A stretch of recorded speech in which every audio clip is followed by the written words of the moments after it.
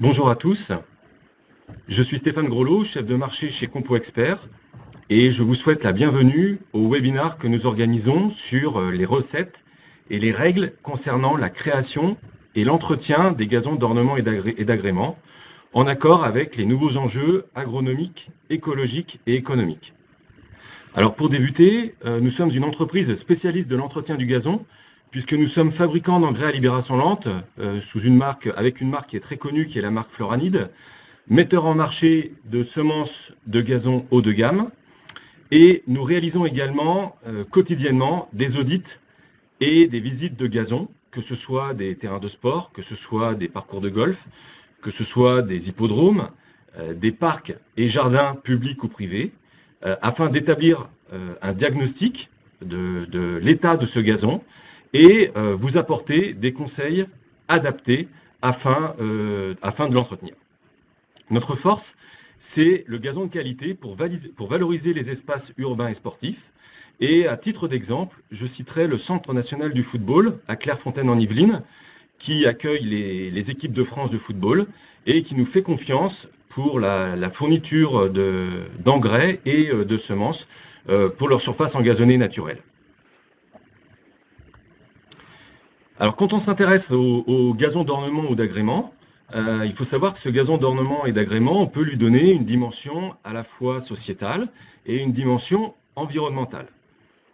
Une dimension sociétale car depuis plus de 10 siècles, les hommes cultivent le gazon pour améliorer leur cadre de vie afin d'assouvir leurs activités sportives, football, rugby, golf, mais aussi de loisirs, promenade dans des parcs et jardins publics ou amélioration de son habitat privé avec son jardin. Comme je le disais, ce gazon, il a également une dimension environnementale puisqu'il faut savoir qu'un hectare de gazon produit l'oxygène pour 150 personnes. Il capte et détruit 3 à 6 fois plus de poussière qu'une surface nue. Il a un véritable effet climatiseur puisqu'il peut abaisser jusqu'à 10 degrés la température comparée à de l'asphalte et 4 à 5 degrés par rapport à des plates-bandes de plantes ornementales.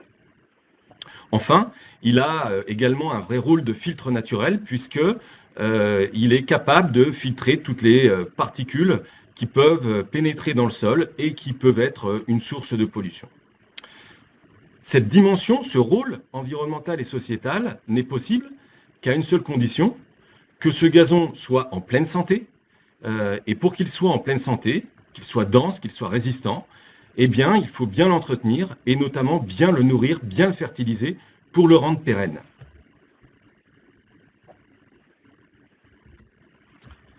Malheureusement, le constat qu'on peut faire est que le gazon urbain, le gazon d'agrément, d'ornement, est la plupart du temps entretenu sommairement. À la création, je pense au jardin privé, la prestation du paysagiste s'arrête souvent après le semis. En ce qui concerne l'entretien, soit le client ne sait pas comment entretenir sa pelouse, ne sait pas comment s'y prendre, soit il va confier l'entretien à une entreprise de paysage, mais cette prestation consiste la plupart du temps à un contrat lié à un nombre de tentes effectuées dans l'année, mais pas forcément à un résultat obtenu. Ce qui fait que la fertilisation est la plupart du temps négligée, soit parce qu'on ne sait pas à quoi sert un engrais, soit par peur de la pousse. La conséquence de tout cela est un dépérissement du gazon qui se laisse envahir par des concurrents, comme la mousse, comme les herbes indésirables, les adventices, et peut même finir par disparaître. Pourtant, chez Compo Expert, nous sommes convaincus que ce gazon urbain, bien entretenu, peut être une véritable plus-value pour vous en tant qu'entreprise de paysage chargée d'entretien. Une vraie plus-value parce qu'elle vous permet de vous différencier en apportant une prestation haut de gamme, obtenir un beau gazon, un gazon de qualité digne des plus beaux gazons anglais. Il peut aussi vous permettre de fidéliser justement vos clients en obtenant justement une belle pelouse chez eux. Et enfin, nous pensons qu'il peut vous permettre de conquérir de nouveaux clients qui peuvent être jaloux en observant le beau gazon de leurs voisins dont vous avez l'entretien. Ce gazon de prestige, ce gazon de qualité, peut donc réellement mettre en valeur votre expertise professionnelle. Pour cela, il est intéressant de s'intéresser aux grandes étapes à respecter, que l'on va passer donc en revue les unes après les autres, de manière assez générale, et on pourra éventuellement envisager dans l'avenir d'autres webinars focalisés sur l'une de ces grandes étapes. Parmi ces étapes, il y en a donc 5 principales: la préparation et la connaissance du sol, le choix des graminées qu'on va chercher à installer, la fertilisation, bien évidemment, les opérations mécaniques ou encore la gestion de l'arrosage. Alors, intéressons-nous d'abord à cette première étape qui est la préparation du sol. Il s'agit d'une étape très importante car il sera toujours difficile de travailler le sol après l'engazonnement effectué. Il est donc préférable de le travailler au préalable dès la création. Ce que l'on vous conseillera, si vous avez le temps par rapport à l'engagement que vous avez vis-à-vis de vos clients, c'est de commencer par une analyse de sol. Il faut savoir que quand on réalise l'échantillon, on a le résultat au bout de 3 à 4 semaines environ. Nous réalisons entre 400 à 500 analyses de sol par an, des analyses de sol spécifiques des gazons, qu'on appelle Compo-Horizon 2, et qui s'accompagnera d'un rapport personnalisé qu'on pourra vous fournir pour le terrain concerné. Cette analyse de sol, elle va nous permettre d'adapter, de corriger certaines carences qu'on pourrait avoir dans le sol. Par exemple, décider d'amendements basiques, d'amendements organiques. Cette analyse de sol va aussi nous permettre de construire, d'adapter le programme de fertilisation, également d'envisager certaines opérations mécaniques dans l'avenir, ou encore de gérer au mieux l'arrosage en construisant un plan d'arrosage adapté. Une fois cette analyse de sol, on va pouvoir donc travailler le sol en le préparant sur 15 cm, de préférence avec un matériel de type motobineuse. On va épierrer, on va ratisser, on va tasser, on va niveler. Cela paraît assez basique, et pour autant, c'est extrêmement important, car encore une fois, il sera toujours difficile d'intervenir par la suite. Donc autant prendre son temps et bien réaliser cette opération. Dans certains cas, on pourra vous conseiller non pas de faire un travail sur 15 cm, mais uniquement de faire un scalpage de la surface qui pourrait être suffisant.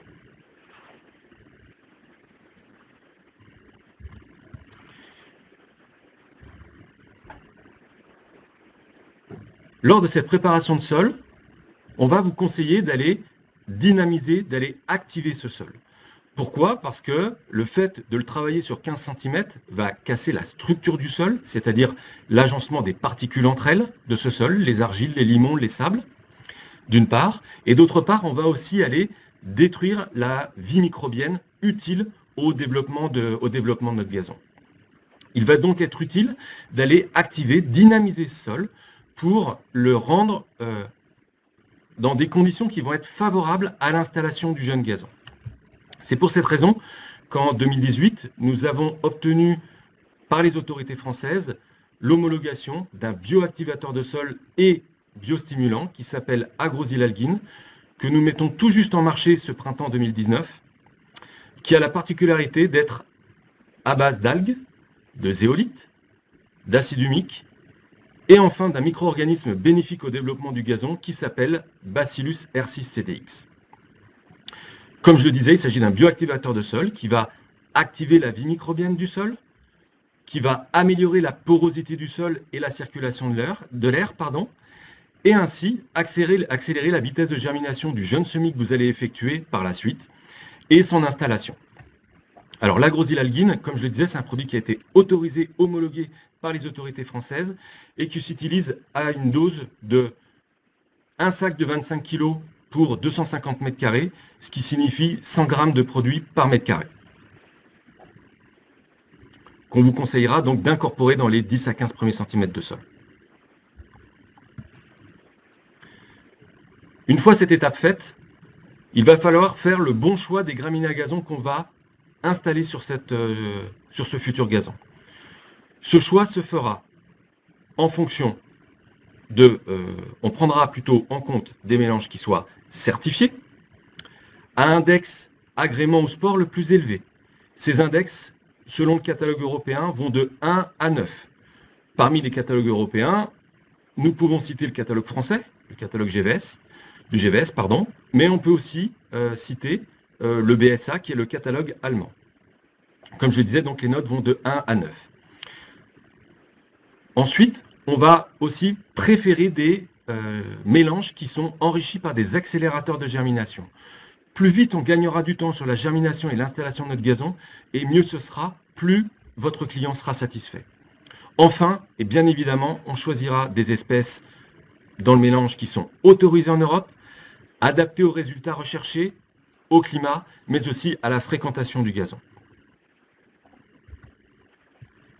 Je vous parlais d'accélérateur de germination, je vous citerai un exemple qui est le Bacillus E4-CDX2. Il s'agit d'une bactérie bénéfique au développement du jeune gazon et qui a l'intérêt suivant. La photo ou les photos que vous voyez plutôt ont été des photos prises pour un essai qu'on a mis en place dans le cadre du salon qui a lieu tous les 2 ans à Paris, qui s'appelle Salon Vert à Saint-Chéron en région parisienne, qui aura lieu cette année en région bordelaise. Et donc sur cette première photo, c'est un semis qu'on a effectué au 31 août. Sur cette première photo, la première photo a été prise à J+7, c'est-à-dire 7 jours après le semis.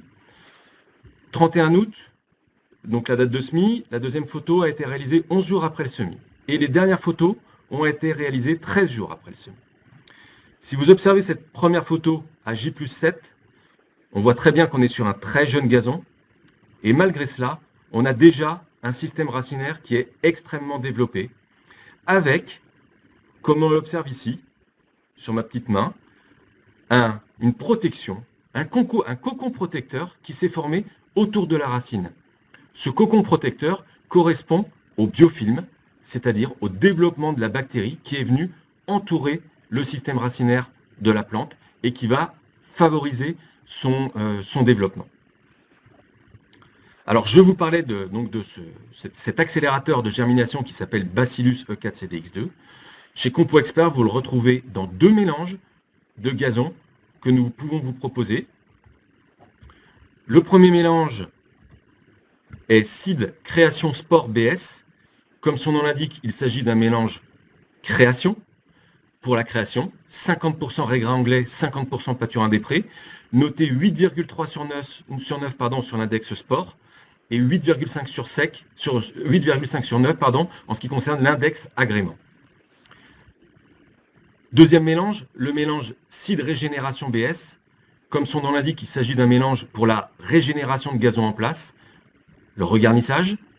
C'est un mélange qui est basé sur 90% raisin anglais, 10% pâturin des prés, index sport 8,8 sur 9, index agrément 8,4 sur 9. Ces 2 mélanges sont conditionnés en sac de 10 kg et s'emploient à une dose qui va de 15 à 30 grammes mètre carré selon les situations, selon si on est en création ou en rénovation. À titre d'exemple, je vous parlais au départ de ce webinaire que nous sommes partenaires du Centre national du football à Clairefontaine en Yvelines. Voici un chantier qui a été réalisé au Centre national en 2017 sur le stade Michel Platini, qui est réservé aux équipes de France A masculine et féminine, qui est passé donc ce terrain est passé en substrat, des substrats techniques qu'on appelle les substrats hybrides. À gauche, c'est une photo qui a été faite le 14 mars 2017 avec l'installation de la couche drainante. Le 18 avril, on était une semaine, 8 jours exactement, après le semis. Et le 30 mai, soit 7 à 8 semaines après la date de semis, le terrain était jouable, prêt à accueillir l'équipe de France de football. Ce terrain a été créé avec le mélange Seed Régénération BS.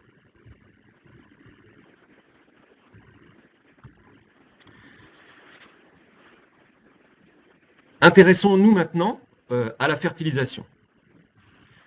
La fertilisation, lorsqu'on parle d'entretien des gazons, c'est le maillon essentiel pour obtenir un beau gazon. Elle permet de réaliser une bonne photosynthèse, de couvrir les besoins alimentaires du gazon en compensant ce que le sol ne peut pas lui apporter. Et enfin, cette fertilisation va contribuer à une meilleure densité du gazon. Ainsi, l'aspect esthétique est amélioré, le gazon est plus résistant, au piétinement notamment, mais il a un meilleur enracinement, et il va laisser moins de place aux adventices, c'est-à-dire aux herbes indésirables, et aux mousses. Alors justement, lorsque l'on parle des herbes indésirables, mais aussi des mousses, nous sommes souvent questionnés par des professionnels nous demandant ce qu'ils peuvent faire dans un gazon qui est envahi par les mousses. Le point essentiel à comprendre est que si les mousses ont pu se développer dans la pelouse, c'est qu'elles ont eu la place de se développer. Donc la véritable question qu'on doit se poser, c'est pourquoi elles ont eu la place. Est-ce que parce que la raison est parce que le gazon est à l'ombre? Est-ce que parce qu'on est sur un sol acide? Mais dans la plupart des cas, la principale raison est que ce gazon n'est pas suffisamment fertilisé ou pas de manière adaptée. Alors les deux graphiques sont un peu petits. Ce graphique-là correspond aux herbes indésirables, celui-là correspond aux mousses. Intéressons-nous aux mousses. La première barre que vous voyez ici correspond à un gazon, donc c'est un essai qu'on a mené, un gazon qui a reçu 0 unité d'azote, en l'occurrence qui n'a pas été du tout fertilisé. Au bout de quelques années, l'envahissement par les mousses est de 100%. Ici, nous sommes à 100 unités d'azote, l'envahissement est à 40%. Ici, nous sommes à 200 unités d'azote apportées à l'année, l'envahissement n'est que de 10%. Pourquoi? Parce que en fertilisant suffisamment le gazon, ce gazon s'est épaissi, est devenu dense, et donc la place laissée aux herbes indésirables ou aux mousses est devenue très faible.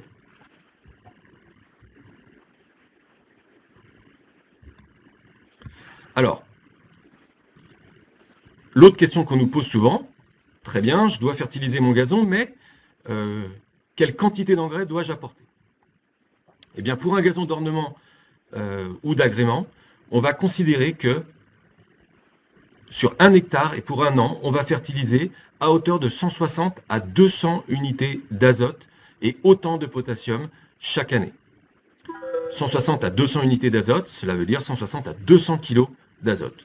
Pour maintenir le gazon dense et en bonne santé, limiter la prolifération des adventices et des mousses, et enfin donc réduire l'utilisation de produits phytopharmaceutiques comme les herbicides sélectifs gazon qui deviennent obsolètes puisque les herbes indésirables sont très faiblement présentes dans le gazon.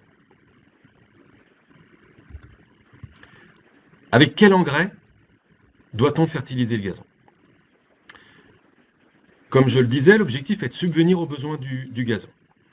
Ce gazon, on peut le considérer comme un sportif de haut niveau, comme un marathonien, qui va courir lentement, si on le compare à un sprinter, mais par contre tout le temps. Pour vous, concrètement, ça se traduit par un gazon qui va pratiquement pousser tout le long de l'année, à part la période décembre-janvier, peut-être février, selon les régions dans lesquelles on se trouve. Sinon, dès le mois de mars et jusqu'au mois de novembre, notre gazon va pousser, de manière plus ou moins rapide, mais il va pousser. Il va donc falloir subvenir à ces besoins de manière progressive. Et c'est pour ça que les engrais à libération lente ont été mis au point. Et parmi ces engrais à libération lente, les deux formes d'azote à libération lente les plus performantes qui existent aujourd'hui sont l'isodure d'un côté et le crotodure de l'autre. Donc on fera le choix d'engrais contenant à la fois de l'isodure et du crotodure, ce qui est le cas des engrais fluoradides. Le deuxième point sur lequel nous attirons votre attention, c'est d'utiliser des engrais qui sont formulés en granulés complexes vrais. Qu'appelle-t-on un engrais granulé complexe vrai? C'est un engrais dont tous les éléments nutritifs vont être présents dans chaque granulé. L'intérêt, c'est qu'à chaque impact des granulés, tous les éléments nutritifs seront présents, ce qui assurera une fertilisation équilibrée et homogène en tout point de votre gazon. Alors c'est très facilement observable. Un gazon dont les granulés sont tous de la même couleur est un engrais granulé complexe vrai. Un engrais dont les granulés sont de couleurs différentes est ce qu'on appelle un engrais de mélange et on évitera d'utiliser ce type d'engrais pour la fertilisation des gazons. Alors avec quel engrais? Quel choix d'engrais vous allez pouvoir faire? Alors nous avons une gamme d'une vingtaine, 25 formules différentes pour nous adapter à toutes les situations, tous les climats, tous les types de sols, tous les types de gazon auquel on a affaire. On n'entretient pas un gazon de Ligue 1 comme un terrain communal ou un hippodrome ou encore un parcours de golf ou un jardin privé. C'est pour ça que nous avons autant de formules. Mais j'ai mis l'accent sur 4 produits qui me paraissent intéressants pour vous. Le premier, c'est Floranit Twin Permanent parce qu'il s'agit de l'engrais le plus utilisé par les professionnels en espace vert. De par son équilibre, sa composition, qui lui permet de s'adapter à tout type de plantes. Il est utilisable à la fois sur gazon, mais aussi sur arbres et arbustes d'ornement. Le deuxième engrais qu'on peut vous proposer, c'est Floranit Gazon Désherbant Pro. Il s'agit d'un engrais dont l'usage est strictement réservé à un usage professionnel. Cet engrais a à la fois une action de nutrition progressive, mais en même temps va permettre de nettoyer, éliminer les herbes indésirables qui pourraient être éventuellement présentes dans le gazon. Donc en une seule application, vous éliminez les herbes indésirables et en même temps, vous allez nourrir de manière progressive votre gazon pour qu'il vienne occuper les espaces laissés vacants par les herbes indésirables qui vont être éliminées. Le troisième engrais qu'on peut vous proposer, c'est Basafin Twin Club, qui bénéficie d'une des dernières technologies qu'on a mis en place, qui permet d'avoir une durée d'action de 6 mois, avec une réduction de la production des déchets de tonte de 40% par rapport à une fertilisation traditionnelle. Et enfin, le quatrième engrais, il s'agit de Super Floranit Twin Gazon BS. Il s'agit d'un engrais à libération lente à action biostimulante pour renforcer, encore une fois, la résistance du gazon au stress qu'il va subir, à commencer par le piétinement. Alors, cette diapositive concerne la fertilisation des gazons au semis. Que va-t-on pouvoir faire? Alors, au semis, on va pouvoir vous conseiller un engrais liquide dont je ne vous ai pas encore parlé, qu'on vient également d'homologuer en fin d'année 2018, qui est tout juste en train d'être livré chez nos distributeurs régionaux, qui s'appelle Vitanica RZ. Il s'agit d'un engrais liquide à base d'algues et également enrichi d'un micro-organisme bénéfique. Cet engrais liquide a pour intérêt d'aller accélérer, encore une fois, la germination et la vitesse d'installation du gazon. Il s'emploie à 20 litres hectare en pulvérisation dès votre semis effectué. Vous positionnez vos graines de gazon et tout de suite après, vous pulvérisez le Vitanica RZ dessus. Ce produit, il a d'intérêt que si vous souhaitez gagner du temps sur l'installation de votre gazon. Si vous avez le temps, dans ce cas-là, son application n'est pas obligatoire. Elle a d'intérêt, encore une fois, que pour gagner du temps sur la germination et l'installation de la pelouse. Par contre, 10 jours après la levée du gazon, il faudra impérativement faire une application d'engrais à libération lente, que nous vous conseillerons à base de Super Floranit Twin Gazon BS, index de salinité très bas pour de la jeune plantule, et en même temps enrichi encore une fois avec notre bacillus pour améliorer la résistance de ce jeune gazon et lui faire atteindre le stade adulte le plus rapidement possible. Super Floranit Twin Gazon BS s'emploie à une dose de 30 grammes par mètre carré. Il est conditionné en sac de 20 kg, ce qui veut dire qu'un sac de 20 kg correspond à une surface d'environ 650 mètres carrés.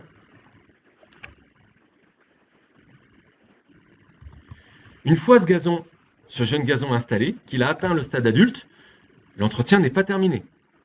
Il va falloir le nourrir. Donc, quel type de fertilisation peut-on faire sur un gazon d'agrément en entretien? Eh bien, il faut savoir qu'il y a 4 périodes qui sont déterminantes. La première, c'est celle actuelle, au mois de mars. On est en sortie d'hiver, on est sur des gazons qui ont pu souffrir justement du manque de lumière, du gel, d'une humidité excessive, peut-être d'un piétinement dans des conditions qui n'étaient pas favorables.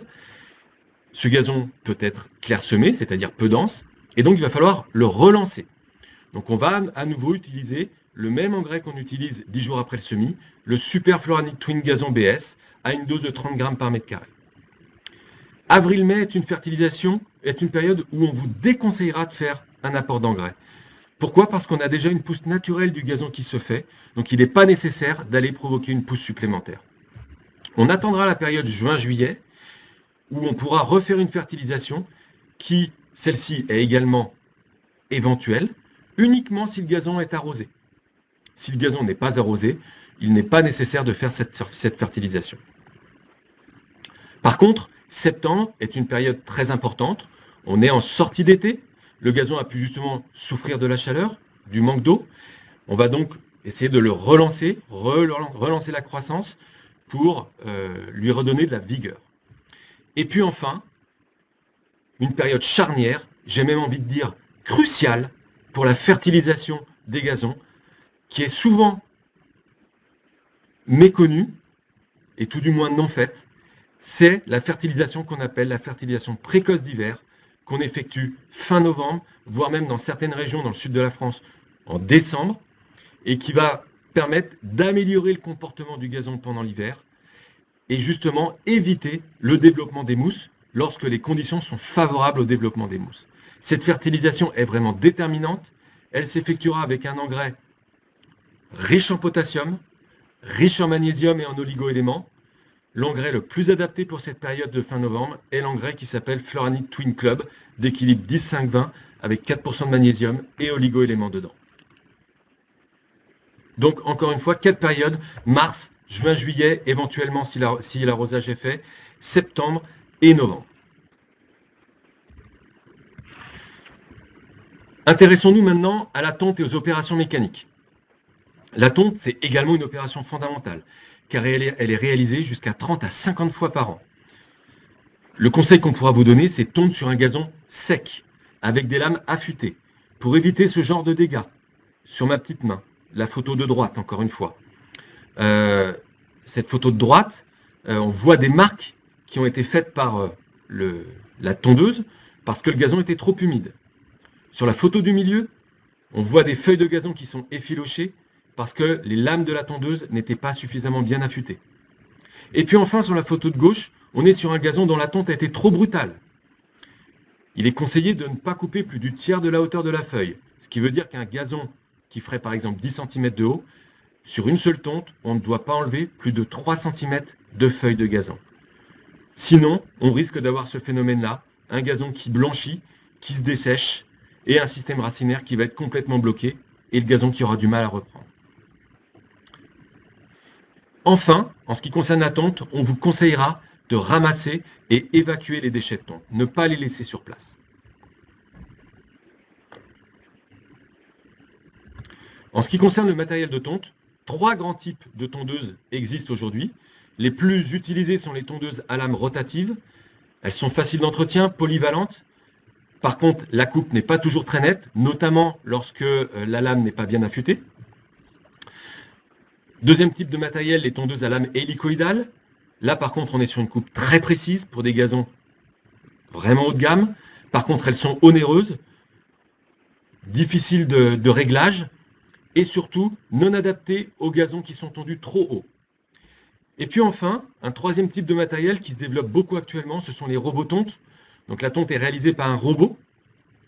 L'intérêt, c'est qu'on peut avoir une coupe quotidienne, quasi parfaite, puisqu'on va enlever très peu d'appareils végétatifs, et qu'elle va économiser de la main-d'œuvre, puisque c'est le robot qui se charge de la tonte.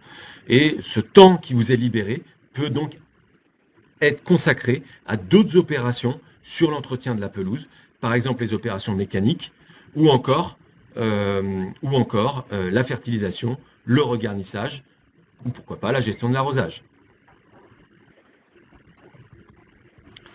Alors justement, si on s'intéresse aux opérations mécaniques, les principales opérations mécaniques qu'on peut citer sont le défeutrage, c'est probablement l'opération que vous serez le plus à même de réaliser, qu'on appelle également scarification. C'est une opération qu'on va réaliser soit en mars-avril, soit en septembre. Donc ce sont des couteaux qui sont montés sur un axe horizontal, qui vont travailler de manière très rapide, de manière superficielle pour éliminer le feutre et les déchets qui ont pu s'accumuler en surface, et enfin qui va permettre d'améliorer les échanges gazeux entre le sol, la partie superficielle du sol, et l'atmosphère. Le deuxième type d'opération, c'est ce qu'on appelle l'aération à loucher. C'est la deuxième photo que vous voyez. Si vous voyez ma petite main, c'est la deuxième photo, donc l'appareil qui est en rouge, qu'on appelle aussi carottage. Ce sont des louchers creux qui vont réaliser une carotte de terre, c'est-à-dire un puits, qui va faire 5 à 10 cm de profondeur de profondeur, pardon, dans lequel le système racinaire va pouvoir s'engouffrer, se développer. Enfin, troisième type d'aération, l'aération à lame ou à couteau. C'est la dernière photo que vous avez en bas à droite. Le principe est de faire une fente verticale, de venir cisailler les racines qui pourraient se développer de manière horizontale pour les inciter à aller se développer en profondeur. Enfin, troisième opération mécanique que je citerai, c'est le découpage des bordures qui permet de soigner l'aspect esthétique global et de bien délimiter les différentes zones du jardin. Donc cette opération de découpage des bordures, elle n'est pas à négliger puisqu'elle permettra d'améliorer l'aspect général du gazon. Intéressons-nous maintenant à l'arrosage. Le but de l'arrosage, c'est de subvenir aux besoins hydriques pour conserver le gazon en bonne santé. Il faut savoir qu'un manque d'eau provoque son dépérissement, vous l'avez tous observé en période estivale, mais au contraire, un excès d'eau va asphyxier les racines et favoriser les maladies. Il faut donc gérer l'arrosage, apporter suffisamment d'eau, mais pas trop. En période estivale, un gazon peut consommer jusqu'à 7 à 8 mm d'eau, dans certaines régions même plus, 10 mm d'eau par jour. En région parisienne, par exemple, on est plutôt de l'ordre de 3 à 4 mm par jour. En région sud-est, on sera plutôt autour des 7 à 8 mm par jour. D'une manière générale, on cherchera à faire des arrosages espacés. Évitez de faire des arrosages quotidiens et de petites quantités. Essayez d'espacer autant que possible vos arrosages, mais faire des arrosages copieux pour humidifier le sol en profondeur. À minima, 9 à 10 mm d'eau par arrosage. Pour cela, on vous conseillera de contrôler la quantité d'eau apportée à l'aide d'un pluviomètre. Et si vous avez besoin, encore une fois, nous pouvons venir vous rencontrer, réaliser une analyse de sol qui nous permettra de déterminer précisément la quantité d'eau qu'on apportera à chaque arrosage. Et on vous accompagnera pour construire un plan d'arrosage adapté à la pelouse dont vous avez la charge. Les 30 minutes sont écoulées, donc on va arriver à la fin de ce webinaire. En résumé, le message que l'on souhaite vous transmettre, c'est qu'un gazon d'ornement et d'agrément de qualité met en valeur votre expertise professionnelle, mais qu'un gazon de qualité, un beau résultat, passe par la mise en place d'opérations précises, un entretien régulier. Dans ce but, notre entreprise est spécialiste du gazon de prestige et nous sommes prêts à vous accompagner dans cette démarche en venant visiter, vous accompagner, visiter certains gazons dont vous avez en charge l'entretien. Si vous êtes intéressé pour aller un petit peu plus loin avec nous dans cette démarche, eh bien vous pouvez nous contacter à l'adresse mail présente en bas à droite, cécile.ribanelli@compo-expert.com, Cécile pourra vous envoyer les fiches techniques des produits dont je vous ai parlé pendant ce webinaire. Elle peut aussi vous envoyer une information technique que vous avez ici, que vous voyez là, très détaillée sur l'entretien des gazons d'ornement et d'agrément, qui reprend un certain nombre d'informations transmises lors de ce webinaire.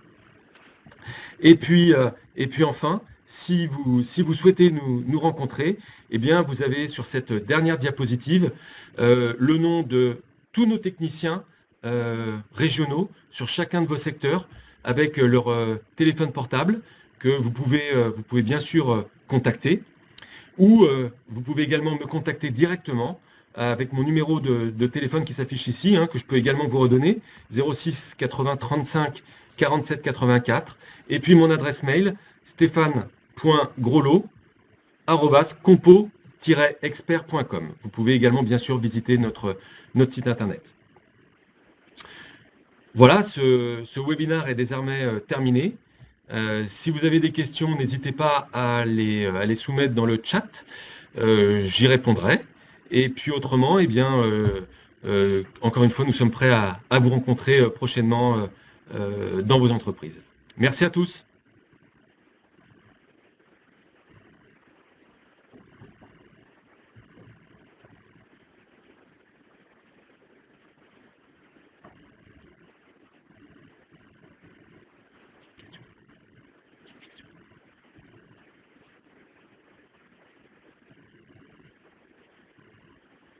Alors je vois que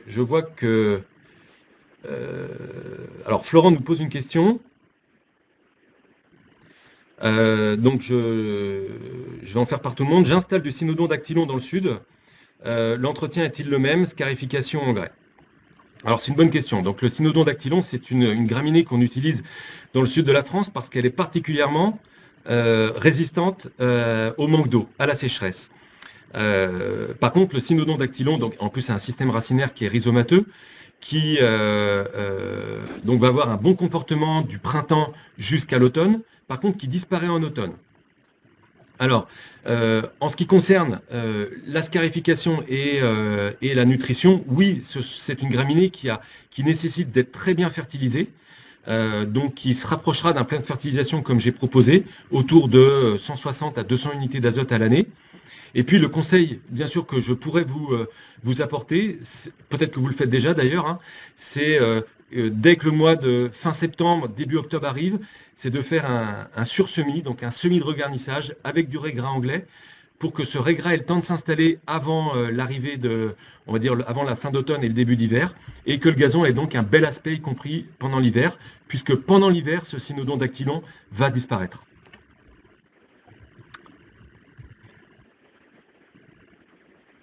Alors, j'ai une deuxième question de Brice, donc je lis sa question. Bonjour, quelles sont les conditions idéales du positionnement de l'engrais désherbant?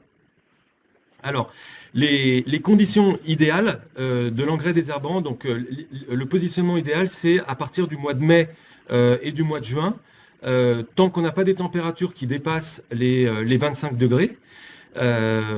L'idéal, c'est de le positionner et de ne pas avoir d'eau, donc de ne pas avoir ni d'arrosage, ni de pluie pendant les 24 heures, parce qu'on a une partie du principe actif qui agit contre les mauvaises herbes, qui peut pénétrer par les feuilles du gazon. Voilà. Donc il serait dommage de se priver de cela. Il faut savoir aussi que ce principe actif peut également pénétrer par le système racinaire, donc à la fois par les feuilles et par le système racinaire. Mais pour cette raison-là, l'idéal, c'est d'éviter qu'on ait de pluie pendant les 24 heures, et par contre, dès que les 24 heures sont passées, déclencher un arrosage de l'ordre de 5 à 6 mm d'eau pour que le granulé se délite et libère également la partie nutritive pour la plante. Voilà, j'espère avoir répondu à la question de Brice. Alors, il y a Jérôme également qui est en train de poser une question. J'espère ne pas en avoir oublié parce que j'ai cru qu'il y avait également Denis. Donc, je suis en train de les passer en revue. Excusez-moi parce que je suis un petit peu bavard lorsque je réponds.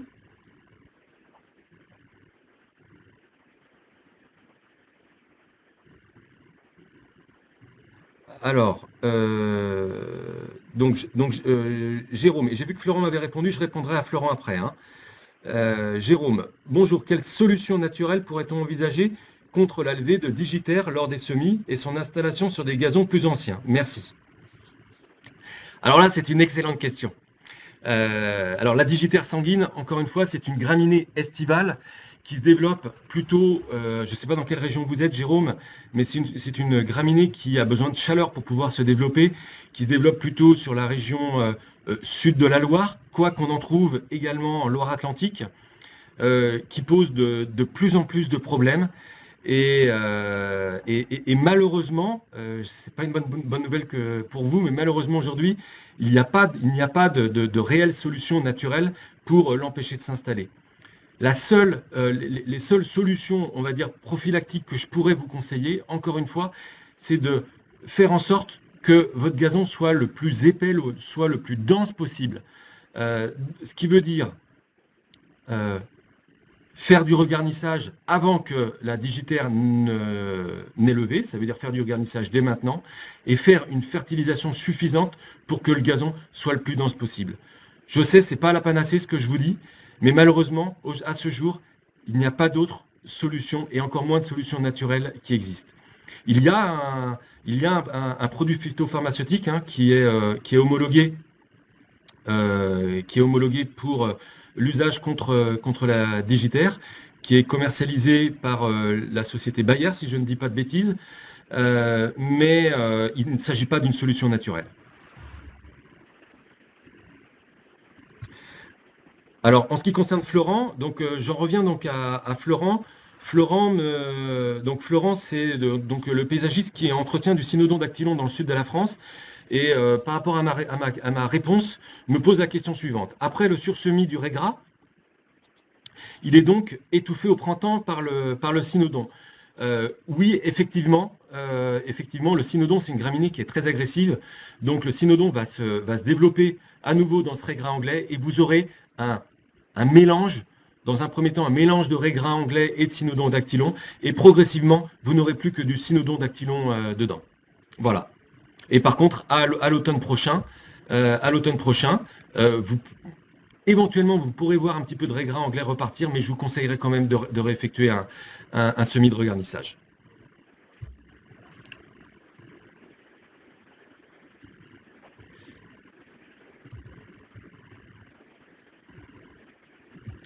Alors,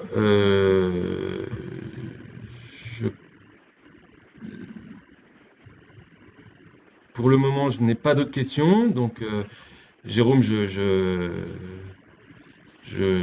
vous remercie également, hein, en tout cas d'avoir participé à parce que Jérôme me remercie de ma réponse, donc je le remercie également d'avoir participé au webinaire. Ah, donc on a une nouvelle question de Paul-André.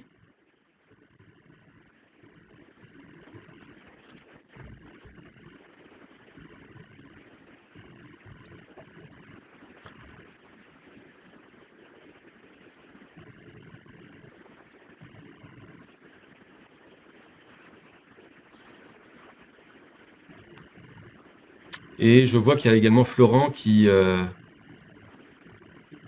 écrire. Denis, merci, bonne soirée. Je vous souhaite également une bonne soirée, Denis. Et n'hésitez pas à nous contacter si vous avez besoin d'informations. Alors, pour l'instant, les questions de Paul-André et de Florent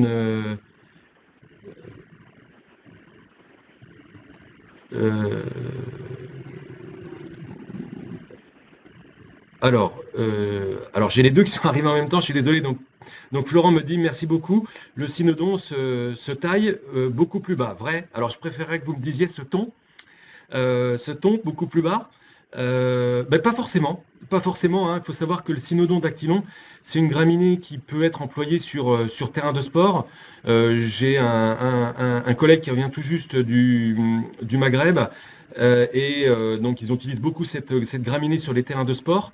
Et il faut savoir que sur terrain de sport, le cynodon dactylon comme le régras anglais est tondu à 23 mm. Voilà, on est entre 20 et 25 mm. Voilà, donc les deux aujourd'hui sont capables de supporter une tonte qui va de 20 à 25 mm.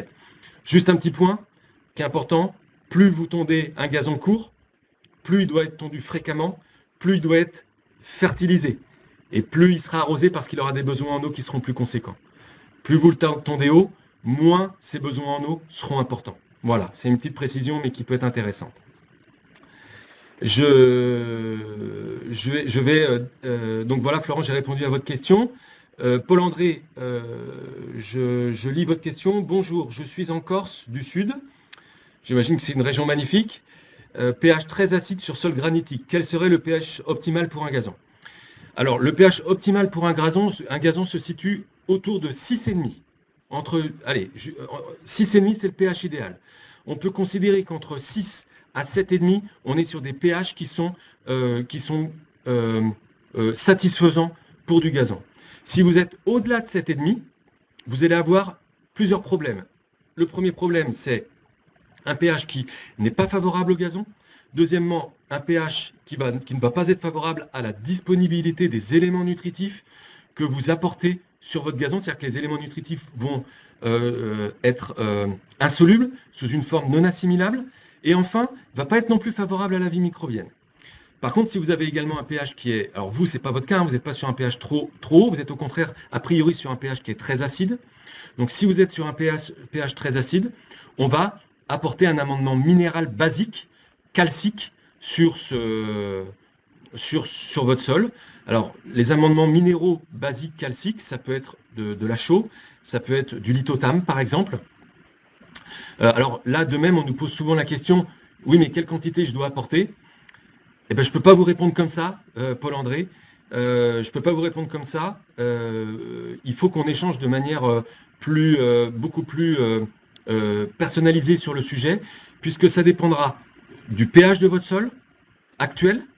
Si je suis un pH 5,5 ou un pH 6, eh bien, la quantité de produit apporté ne sera pas la même pour ramener à 6,5. Et ça va dépendre également du produit, la valeur neutralisante du produit que vous allez appliquer, de l'amendement basique que vous allez appliquer.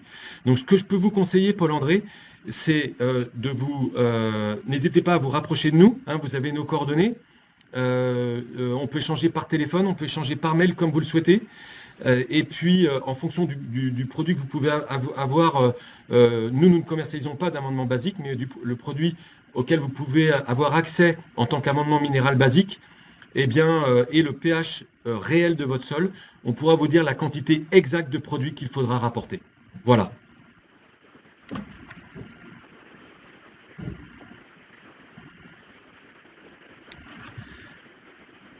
Ah, nouvelle question de Florent.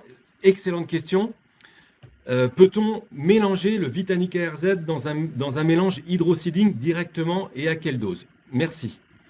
La question, c'est non seulement vous pouvez, mais je vous le conseille. C'est encore mieux.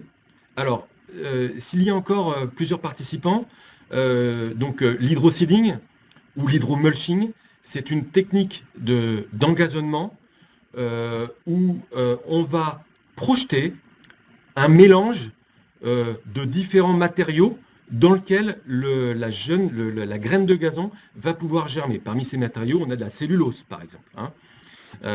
Et donc, on va pouvoir, donc, dans l'hydrocideur, dans le matériel, apporter un certain nombre d'intrants qui vont aider à l'installation du gazon qu'on va projeter. Donc oui, bien évidemment, je vous conseille d'appliquer Vitanica RZ dans l'hydrocideur.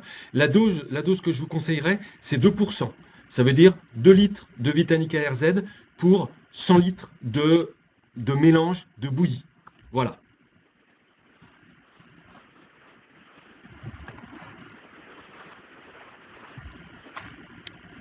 Alors je vais vérifier si j'ai d'autres questions que j'aurais pu que je n'aurais pas vues.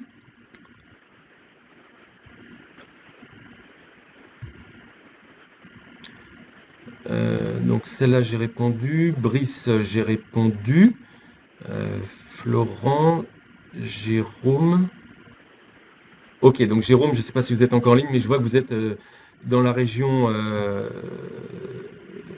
du Gard et de l'Hérault. Donc si vous êtes encore en ligne, Jérôme, excusez-moi, j'ai loupé donc votre réponse. Si vous êtes encore en ligne, dans votre région, soyez bien sûr vigilants sur les températures qui peuvent monter très très vite.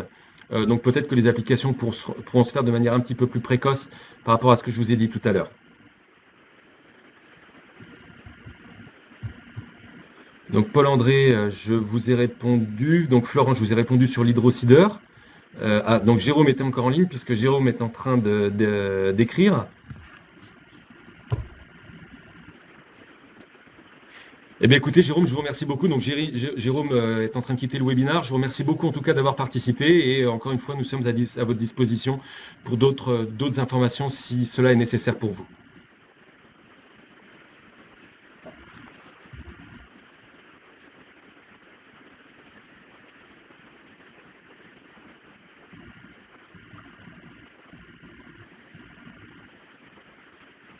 Florent, je vous souhaite également une très bonne soirée. Et effectivement, pour une nouvelle formation, je pense qu'il y aura d'autres webinaires que nous organiserons dans le futur, parce que je pense qu'il s'agit en tout cas, c'est un mode de communication qui nous a beaucoup plu et les échanges qu'on a pu avoir directement avec vous sont extrêmement intéressants. J'ai beaucoup apprécié les questions que vous avez pu nous poser.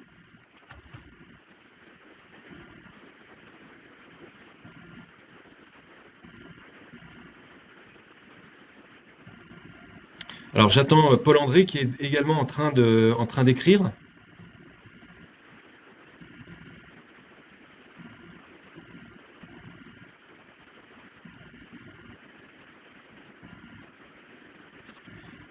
Écoutez, je vous remercie de votre petit message, Paul-André. Je suis ravi si vous avez trouvé la formation très intéressante. Je vois que vous connaissez déjà donc notre technicien, donc c'est Hervé Loire, effectivement, qui s'occupe de la région Provence-Alpes-Côte d'Azur. Donc j'imagine que vous êtes sur cette région-là. Je vous souhaite également une très bonne soirée et j'imagine que le travail ne doit pas manquer actuellement puisqu'on est déjà au mois de mars.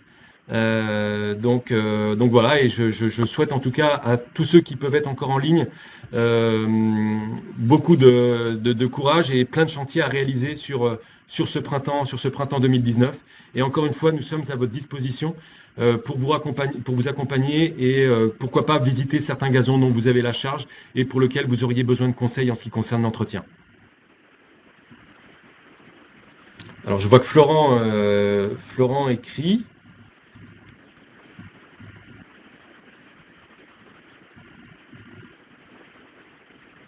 Ah Alors, Florent nous pose une dernière question. Comment améliorer la structure du sol d'un terrain très argileux? Florent, pour être honnête, je vois que vous écrivez encore. Pour être honnête, je pense que cette question pourrait en elle-même faire l'objet d'un nouveau webinar.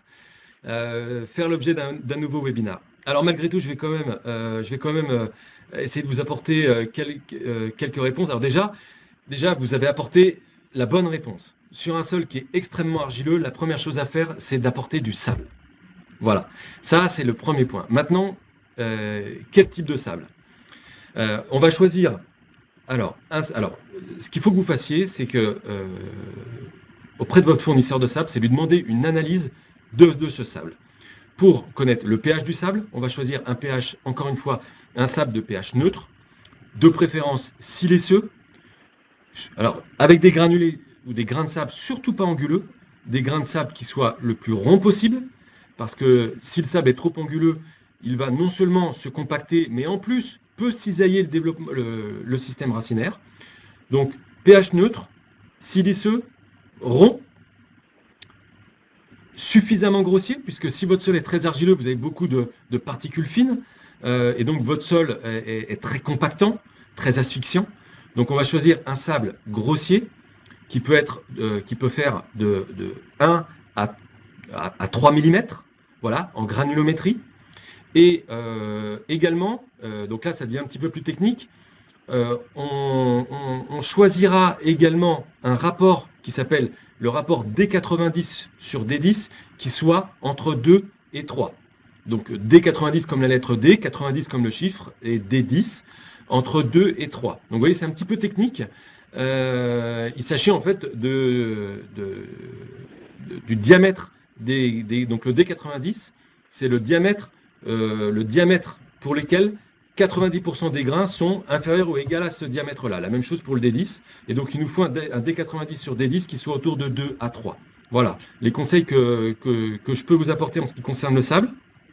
Autrement, je peux vous conseiller également autre chose. Tout simplement, chez Compo Expert, on commercialise un produit qui s'appelle Agrosol. Ça s'écrit A-G-R-O-S-O-L. Donc, je répète, A-G-R-O-S-O-L. Cet agrosol, c'est un support de culture qui est à base de pouzzolane. C'est de la roche volcanique qui provient d'Auvergne, qui a la particularité d'être extrêmement poreuse. Quand vous la prenez dans la main, elle est très légère.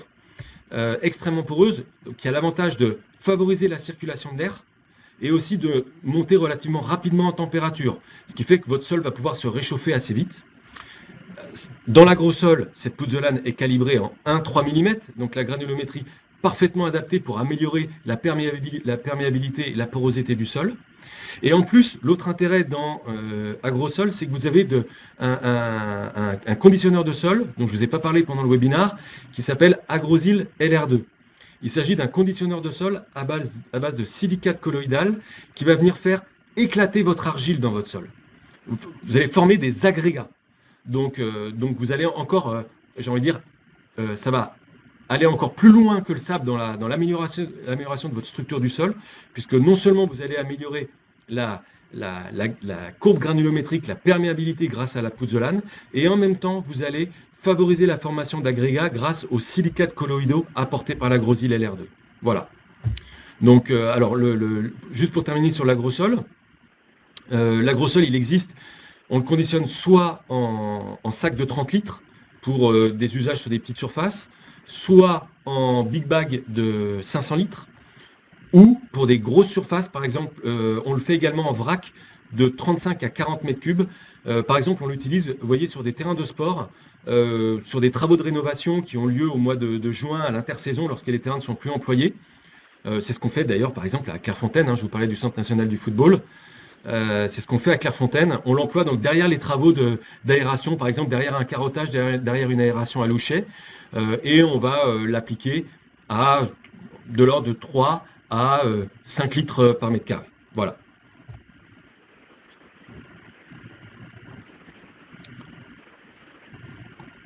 Donc Florent, j'espère avoir répondu à votre question. Soit le sable siliceux, pH neutre, grain rond, rapport D90 sur D10 entre 2 à 3, soit la solution agrosol avec à la fois la pouzzolane et l'agrosile LR2 dedans qui vient faire éclater l'argile.